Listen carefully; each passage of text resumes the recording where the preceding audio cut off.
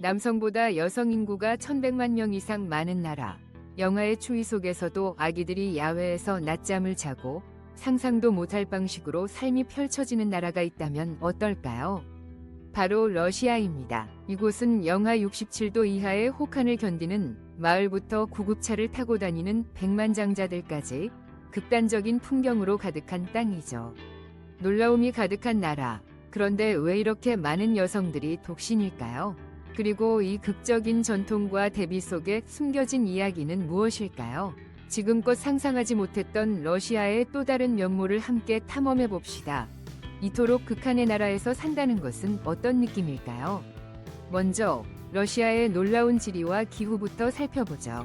러시아 여성들의 아름다움과 스타일은 전 세계적으로 신비롭다고 여겨질 만큼 독특합니다. 국제 미인 대회에서도 종종 주목받는 이들은 단순히 화려함이나 왕관 때문이 아니라 삶 속 깊이 스며든 문화로 그것을 표현합니다. 상상해보세요. 눈 내린 상트페테르부르크 거리, 날렵한 하이힐 소리를 울리며 걸어가는 여성, 완벽하게 재단된 코트, 은은하면서도 눈에 띄는 메이크업, 단순한 시장 나들이조차도 스타일을 뽐내는 순간이 되죠. 그것은 허영이 아니라 자부심이며 혹독한 러시아의 기후에 맞서는 조용한 반항입니다. 이들은 나쁜 날씨란 없다, 나쁜 옷차림만 있을 뿐이다 라는 속담을 삶의 철학처럼 여깁니다. 이 말은 단순한 문구가 아니라 영하의 날씨조차도 빛날 기회로 만드는 삶의 방식이죠. 대부분의 사람들이 안으로 피신하게 만드는 눈보라를 맞서며 그들은 모피 안감이 있는 모자와 우아한 스카프로 옷을 겹쳐 입고 필요를 예술로 변모시킵니다. 이러한 헌신은 그들의 외모가 심지어 어려운 시기에도 회복력과 지위를 나타내는 역사에 뿌리를 두고 있습니다. 이는 소련 시절로부터 이어져 온 것입니다. 깔끔한 외모가 부족 속에서 품위를 주장하는 방법이었죠. 오늘날 그것은 전통과 반항의 혼합으로 그들의 힘을 기리는 것입니다. 농촌 마을에서든 모스크바의 세련된 거리에서든 러시아 여성들은 우아함과 강인함을 조화롭게 이뤄내어 우아함을 그들의 굴하지 않는 정신의 상징으로 만듭니다. 이는 그들이 가는 곳마다 강한 인상을 남기는 매력적인 특징입니다. 여기서의 아름다움은 단순한 외모 이상이라는 것을 증명합니다. 이는 스타일로 견디는 것에 대한 증거입니다. 오늘은 엄청난 추위가 있는 오이мя킨 폴에 대해 좀 더 깊이 알아보겠습니다. 시베리아의 작은 점인 오이мя키는 괴상한 리퓨테이션을 얻었습니다. 이는 실제로 사람이 사는 지구에서 가장 추운 장소 중 하나입니다. 상상해보세요. 이곳의 겨울은 9개월이나 지속되며 온도계는 무시무시하게 마이너스 69.2도까지 떨어질 수 있습니다. 이는 당신의 속눈썹이 몇 분 만에 서리로 덮일 만큼 추운 온도입니다. 그러나 이 얼음과 같은 심연 속에 약 500명이 강인한 사람들이 이곳을 집으로 삼고 있습니다. 그들은 어떻게 이겨낼까요? 우선 그들은 생존의 기술을 마스터했습니다. 자동차는 절대 꺼지지 않으며 엔진이 얼어버릴 위험이 있어 봄까지 다시 시작하지 못할 수도 있습니다. 사람들은 모자부터 부츠까지 털을 여러 겹 겹쳐 입으며 릴렌트리스 한바람에 맞서 걷는 꾸러미가 된다. 인구를 지배하는 야쿠트족은 그들만의 노하우를 가지고 있다. 그들은 단백질이 풍부한 식단을 섭취한다. 술록, 고기, 생선이 주를 이루며 종종 날 것으로 먹거나 공기에 의해 순간 냉동된다. 그 추위는 자연 냉동고 역할을 하여 냉장고 없이도 음식을 보존한다. 그러나 그저 살아남는 것만이 아니다. 여기에는 거의 시적인 삶의 리듬이 있다. 지역사회에 서로 잘 아는 이웃들은 서로를 확인하고 따뜻함을 나누며 얼음처럼 차가운 환경에 대비한 집안에서 김이 나는 차를 나누며 이야기를 나눈다. 아이들은 여전히 학교로 걸어가며 숨결이 작은 구름처럼 퍼져나오고 온도가 너무 낮아 잉크펜이 수업 중에 멈출 때에도 여전히 학교에 간다. 오이мя코는 지도 위의 점에 불과하지 않다. 그것은 인간의 고집과 정신의 증거로 대부분의 사람들이 하루도 버티기 힘든 곳에서 번성한다. 러시아 극동 지역에 위치한 추코트카와 에스키모 전통은 세상의 끝처럼 느껴진다. 70만 제곱킬로미터에 걸쳐 펼쳐진 얼어붙은 광야. 하지만 단 5만 명의 사람만이 살고 있다. 여기서는 추위가 깊이 파고들어 마이너스 50도 이하로 떨어지는 날 지시와 땅은 연중 영구 동토 상태로 잠겨 있다.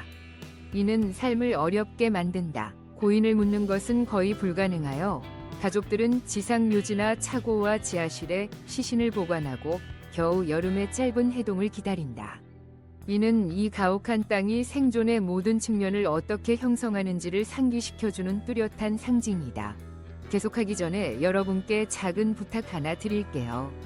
이 콘텐츠가 마음에 드신다면 잠시만 시간을 내셔서 채널 구독과 영상 좋아요를 눌러주세요. 시청자 중 99% 이상이 구독 없이 영상을 보고 계시거든요. 구독은 여러분께 아무런 비용이 들지 않지만 저희에게는 정말 큰 힘이 됩니다. 그러니까 지금 바로 구독 버튼을 눌러주세요. 구독해주셔서 정말 감사드립니다. 자, 그럼 다시 영상으로 돌아가 볼까요? 추크치와 에스키모 현지인들은 단순히 생존하는 것이 아닙니다. 그들은 빛나고 있습니다. 그들은 놀라운 환대로 유명하며 낯선 이를 따뜻한 식사와 불 옆에 자리를 제공하며 여러 세대에 걸친 이야기로 맞이합니다. 차가운 바람이 몰아치는 밤, 서리가 가득한 공기 속에서 한 가족이 당신의 집을 열고 타닥타닥 타는 난로 위에서 끓인 차를 나누는 모습을 상상해 보세요. 그들의 전통은 단순한 생존 기술을 넘어서 있습니다. 이는 고립된 커뮤니티를 결속시켜주는 생명선입니다. 아이들은 영하의 조건에서 사냥과 낚시를 배우면 성장하고 이러한 기술은 이 차가운 국경에서의 수세기 동안 이어져 내려옵니다. 복잡하게 꿰매어진 모피를 입고 종종 공연되는 노래와 춤은 그들의 회복력을 기념합니다. 노인들이 툰드라를 떠도는 영혼들의 이야기를 들려줄 때 방문하는 것은 과거가 모든 행동 속에 고동치는 시간 캡슐로 들어서는 것 같은 기분을 줍니다.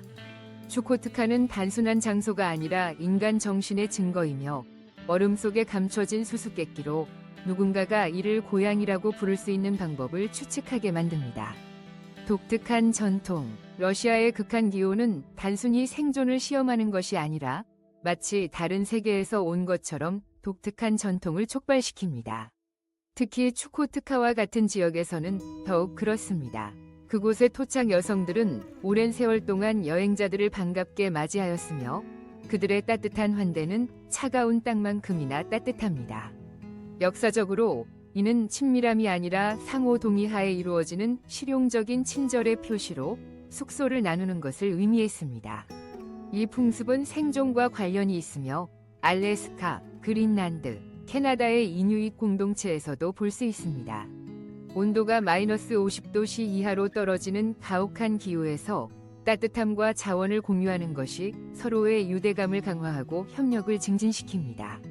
이는 사냥이나 긴 겨울을 견디는 데 중요합니다. 학자들은 이러한 관습이 모든 손이 필요했던 지역에서 인구가 증가하는 데에도 도움을 주었다고 말합니다. 그러나 이 풍습은 단순히 거주지를 의미하지 않습니다. 일상생활은 야생에서 독특한 방식으로 적응합니다. 이 지역의 부부들은 종종 친밀한 순간에도 완전한 옷을 입고 생활하며 따뜻함과 실용성을 동시에 고려해 제작된 의복에 의존합니다. 차가운 공기와의 접촉을 피하기 위해서입니다. 털과 양모의 여러 겹으로 된 옷은 필요를 재치 있게 활용하기 위해 슬립과 플랩으로 만들어져 있습니다. 이러한 방식은 단순한 기이함이 아니라 자연이 결코 너그럽지 않은 곳에서 번영하기 위한 생명선입니다. 그리고 이 관습은 러시아의 추코트카뿐만 아니라 시베리아의 어부들이 그들의 어획물을 냉동하여 말리거나 북부의 가난한 마을 사람들이 실질적으로 끼니처럼 강한 차를 끓이는 등 다양한 형태로 나타납니다. 이러한 전통도 시간에 갇혀 있지 않습니다. 옛 지혜와 현대적인 변화를 혼합하며 진화하고 있습니다. 이는 러시아 사람들이 단순히 주어진 환경을 견디는 것이 아니라 그것을 재구성하여 강인하고 매력적인 문화를 형성하고 있다는 것을 보여주는 증거입니다. 우리의 여행 다큐멘터리 시각에서는 인류의 창의성에 창이 됩니다. 지금 어디에서 몇 시에 이 영상을 보고 계신지 댓글로 남겨주세요. 저희 영상이 어디까지 도달하는지 알고 싶어요. 안녕하세요. 러시아에 대한 심층 탐구를 즐기고 계신다면 좋아요 버튼을 눌러주시고 댓글을 남기며 트래블 다큐멘터리 구독도 부탁드립니다. 여러분의 지원이 저희를 계속 나아가게 해주며 전 세계의 멋진 이야기를 계속 전달할 것을 약속드립니다. 지금까지 가장 마음에 드는 부분은 무엇인가요? 모험을 계속 이어갑시다. 블라디미르 푸틴, KGB에서 대통령으로. 푸틴의 상승은 러시아의 현대적 진화를 포착하는 몇 안 되는 이야기 중 하나입니다. 1952년 레닌그라드, 현재의 상트페테르부르크에서 태어난 그는 소박한 가족에서 자라났으며 전후의 힘든 시기에 자신의 어린 시절이 형성되었습니다. 1975년에 그는 소련의 두려운 정보기관인 KGB에 입사하여 반정보의 그림자 세계에 뛰어들었습니다. 초기 임무는 그에게 전략과 비밀리에 대한 예리한 사고방식을 다듬게 했으며 이후에 그가 의지할 기술이 되었습니다. 1980년대에는 동독에 주둔하며 냉전이 지속되는 동안 정보를 수집했습니다. 해외에 살면서 그는 서방을 가까이에서 보았지만 그의 충성은 여전히 러시아에 있었습니다. 1989년 베를린 장벽이 무너지고 1991년 소련이 붕괴되었을 때 푸틴은 충격을 받았지만 결단을 내리며 고향으로 돌아왔습니다. 그는 KGB를 퇴직하고 정치로 전향하여 상트페테르부르크시 정부에서 시작했습니다. 그곳에서 그는 조용하고 계산적인 문제 해결사로서 명성을 얻으며 승진했습니다. 1999년 보리스 옐친 대통령은 그를 총리로 지명하며 갑작스럽게 주목을 받게 했습니다. 옐친이 그해 말 사임하자 푸틴은 대행 대통령으로 발탁되었고 곧이어 선거에서 승리했습니다. 그의 KGB 시절은 신중함, 통제, 그리고 그의 통치를 위한 강한 국가적 자부심을 남겼습니다. 지지자들은 그를 안정화자로 칭송하는 반면 비평가들은 그가 철권 통치를 하고 있다고 봅니다. 어쨌든 스파이에서 스탈린 이후 러시아에서 가장 오랫동안 재임한 지도자로의 여정은 야망과 재창조의 서사로 이 방대한 나라를 격동의 시기를 통해 이끌어왔습니다. 크렘린과 붉은 광장, 이제 역사와 마주하는 모스크바로 확대해 보겠습니다. 크렘린은 12세기로 거슬러 올라가는 요새로, 궁전, 성당, 정부 청사 등으로 이루어진 미로이며 대통령의 저택도 포함되어 있습니다. 사람들은 크렘린을 국회처럼 여기지만 그 이상입니다. 러시아에는 약 20개의 크렘린, 즉 요새화된 도시가 있습니다. 모스크바의 크렘린은 보물을 가득 품고 있는 스타로 차르의 왕관과 거대한 크렘린 종이 있습니다. 균열로 인해 결코 울리지 않는 200톤의 거인입니다. 그 주변은 붉은 광장으로 러시아의 결정적인 순간들, 소련의 퍼레이드, 시위 등이 펼쳐지는 무대입니다. 그곳을 걸으면 과거의 무게와 현재의 고동이 충돌하는 느낌을 받습니다. 러시아의 진수를 담고 있으며 웅장하고 복잡하며 잊을 수 없는 곳입니다. 모스크바, 수도이자 현대의 경이입니다. 모스크바는 단순한 정치 허브가 아닙니다. 살아 숨쉬는 거대한 도시입니다. 1200만 명 이상의 사람들이 이 도시에 밀집해 있으며 오래된 것과 새로운 것이 혼재되어 혼란스러운 조화를 이룹니다. 크렘린 같은 고대 랜드마크도 있지만 유라시아에서 가장 높은 374m의 페더레이션 타워 같은 현대적인 타워도 있습니다. 모스크바 시내, 야망을 강하게 드러내는 세련된 비즈니스 지구에 위치해 있습니다. 백만장자들이 이곳에서 번창하며 뉴욕 다음으로 많은 인구를 자랑합니다. 어떤 이들은 악명 높은 교통체증을 피하기 위해 구급차를 빌리기도 하고 스탈린 시대의 마철루들이 거리 위로 우뚝 솟아 있습니다. 일곱 자매로 불리는 이 건물들이 거리를 내려다보는 가운데 공원과 극장이 문화의 숨결을 이어갑니다. 그리고 지하철이 있습니다. 그 이야기를 들어보면 좋을 것입니다. 모스크바는 단순히 정체된 도시가 아니라 과거를 붙잡으면서도 앞으로 나아갑니다. 모스크바 지하철. 지하로 들어가면 모스크바의 지하철이 당신의 마음을 사로잡습니다. 1935년 이래로 단순한 교통수단이 아닌 예술입니다. 소련 통치 아래에서 시민의 궁전을 위해 건설된 이 지하철역들은 샹들리에, 모자이크, 화강암 바닥으로 화려함을 자랑합니다. 콤소몰스카야 역은 우뚝 솟은 기둥과 제2차 세계대전의 장면을 담고 있으며 마야코프스카야 역은 아르누보와 미래적인 느낌이 혼합되어 있습니다. 플라샤드 레볼루치 역은 시간에 멈춘 노동자의 청동 동상을 자랑합니다. 이것은 수백만 명을 매일 이동시키는 기능적인 아름다움으로 동시에 박물관 역할도 합니다. 관광객들은 이 아름다움에 감탄하며 세계에서 가장 아름다운 지하철이라 부릅니다. 이는 소련의 자부심과 러시아의 창의성을 증명하는 숨은 보석으로 표면에 머물러 있다면 놓치기 쉬운 곳입니다. 시베리아 횡단철도. 대륙을 가로지르는 기차 여행을 꿈꿔본 적이 있나요? 시베리아 횡단철도가 그 꿈을 이뤄줍니다. 모스크바에서 블라디보스토크까지 9,000km에 걸쳐 위치해 있으며 1916년 개통 이후 8개의 시간대를 가로지릅니다. 7일간의 여행은 도시는 물론 마을, 숲, 산을 지나며 러시아의 영혼을 관통합니다. 단순한 여행이 아닌 대서사시입니다. 도시의 확장에서 끝없이 이어지는 계단으로 풍경이 바뀌며 현지인들이 직접 만든 간식을 팔고 있는 작은 정류장에 잠시 멈춥니다. 작가들과 영화 제작자들이 이곳을 낭만적으로 묘사해온 이유가 있습니다. 이것은 모험 그 자체입니다. 우리 여행 다큐멘터리 팀에게는 비행기로는 결코 경험할 수 없는 러시아의 광활함을 드러내는 버킷리스트의 여행입니다. 시베리아. 광대하고 혹독하며 신비롭습니다. 시베리아는 러시아의 야생의 심장부로 1300만 제곱킬로미터에 걸쳐 있으며 이는 국가의 76%를 차지합니다. 이 넓이에 멕시코와 브라질이 모두 들어갈 수 있습니다. 그러나 그곳에 사는 사람은 겨우 4천만 명밖에 안 되며 대부분 도시에서 살고 있습니다. 나머지는 거친 산과 툰드라, 숲과 호수들이 잔혹한 기후에 갇혀 있습니다. 오이мя콘에서는 겨울철 기온이 마이너스 67도까지 떨어지고 사람들은 모피코트와 절대 꺼지지 않는 자동차로 적응해 살아갑니다. 생존을 위한 싸움이지만 시베리아 사람들은 그저 견디는 것이 아니라 번영합니다.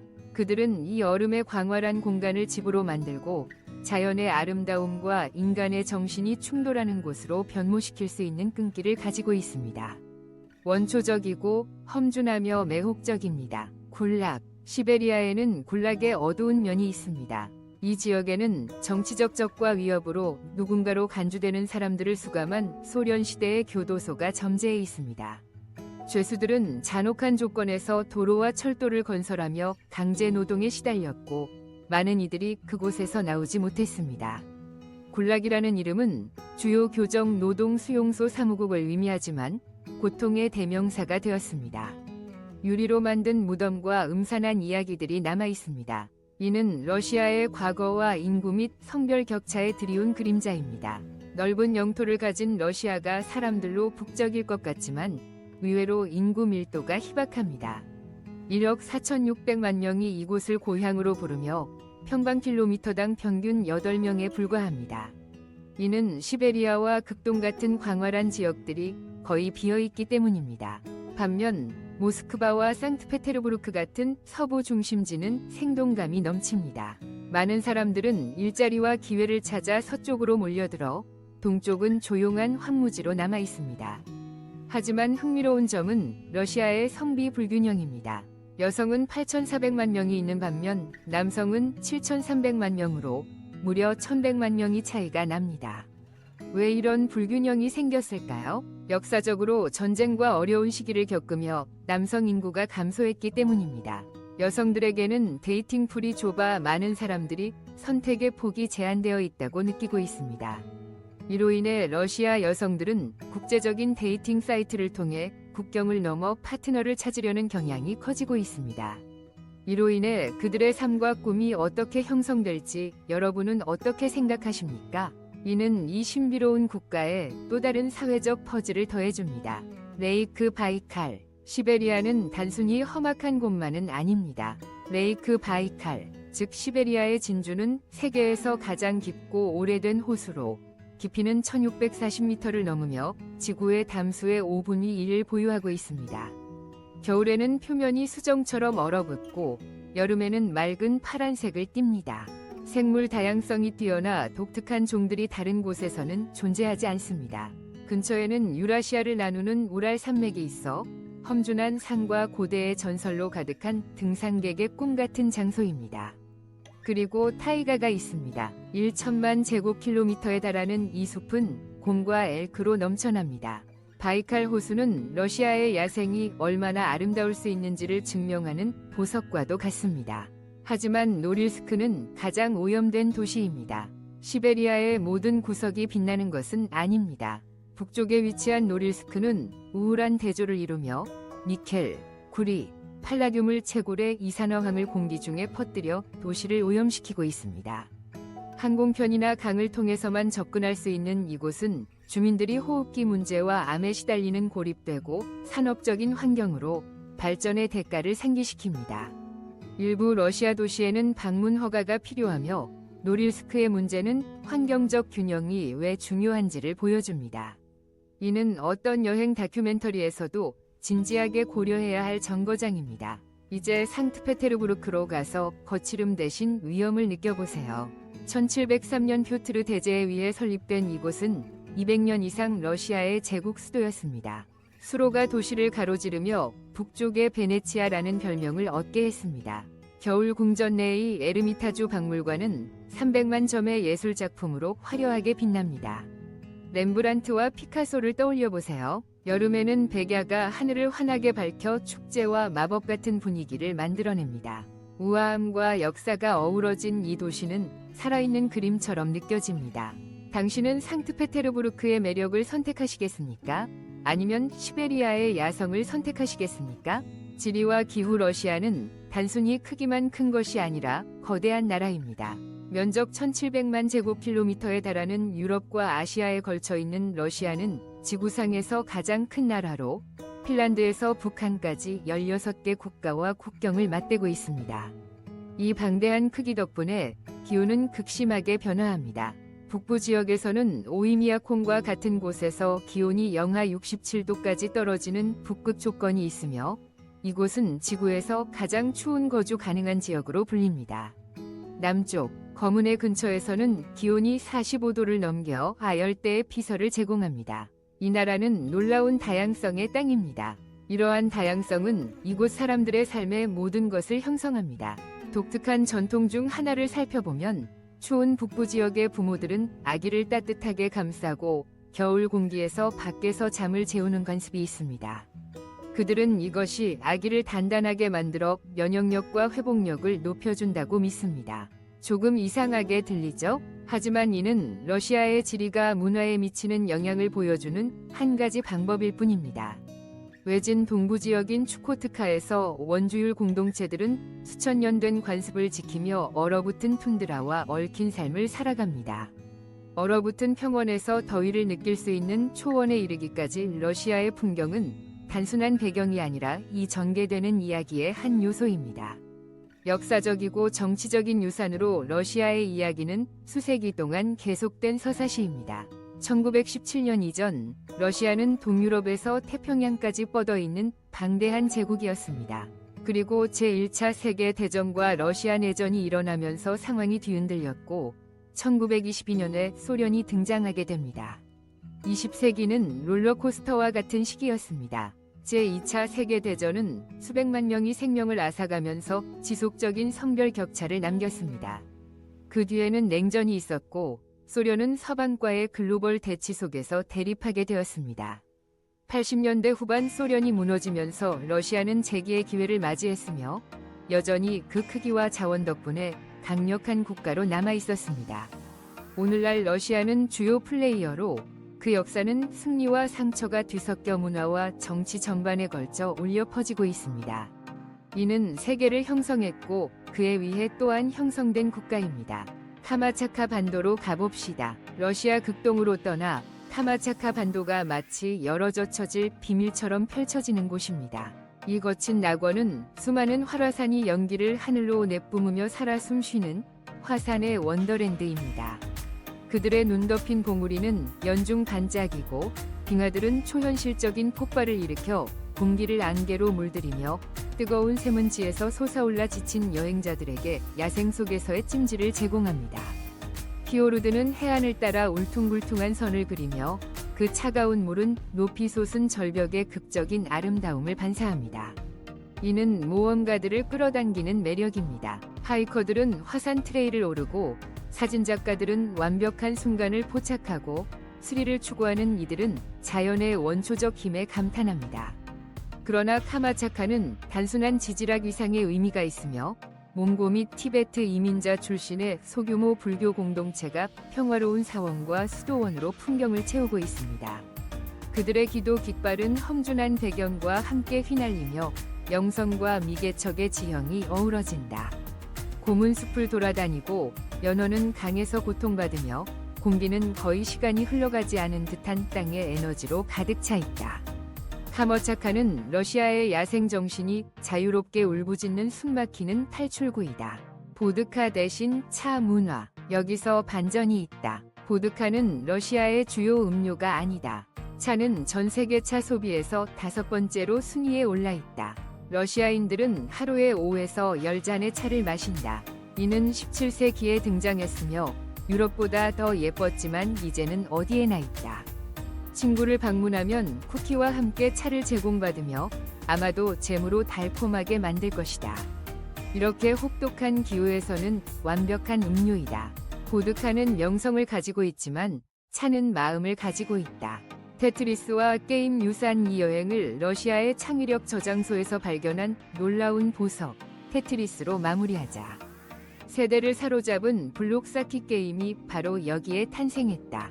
1984년 소련이 여전히 글로벌 강국일 때 모스크바 과학 아카데미의 똑똑한 엔지니어 알렉세이 파지트노프가 컴퓨터를 다루고 있다. 그는 명성을 쫓고 있는 것이 아니라 단지 소련 기술의 한계를 시험해보고 싶어 한다. 어린 시절의 퍼즐 게임에서 영감을 얻어 그는 테트리스를 만들었으며 각 조각이 4개의 블록으로 이루어져 있어 네라는 뜻의 그리스어, 테트라와 그의 좋아하는 스포츠인 테니스를 결합한 이름이다. 사이드 프로젝트로 시작된 것이 전 세계적인 현상으로 폭발하게 된다. 처음에는 거 벌키 일렉트로니카 60기계에서 코드화되었고 플로피 디스크를 통해 밀수되어 전 세계로 퍼져나간다. 90년대에는 모든 게임 보이에 탑재된 냉전 모스크바에서 태어난 문화적 거물입니다. 파지트노프는 처음에 금전적 보상을 받지 못했습니다. 소비에트 규칙에 따라 국가가 초기 수익을 가져갔지만 그의 유산은 부정할 수 없습니다. 테트리스는 단순한 게임이 아니라 러시아의 독창성을 보여주는 한 조각이며 엄격한 체제 속에서도 창의성이 빛날 수 있음을 증명합니다. 다음에 블록을 쌓고 있을 때 모스크바의 조용한 천재에게 경의를 표해보세요. 러시아는 혹독하면서도 아름답고 고대하면서도 현대적인 만화경 같은 나라입니다. 오이мя콘의 얼어붙은 거리에서 상트페테르부르크의 화려한 운하까지 간단히 라벨을 붙일 수 없는 나라입니다. 그곳의 사람들은 적응하고 혁신하며 인내하며 우리가 촬영한 어떤 여행 다큐멘터리보다도 흥미진진한 이야기를 엮어냅니다. 여러분은 어디로 가장 먼저 가고 싶으신가요? 캄차카의 야생인가요? 아니면 모스크바의 분주함인가요? 아래에 생각을 남기고 이 여정이 마음에 드셨다면 좋아요를 눌러주세요.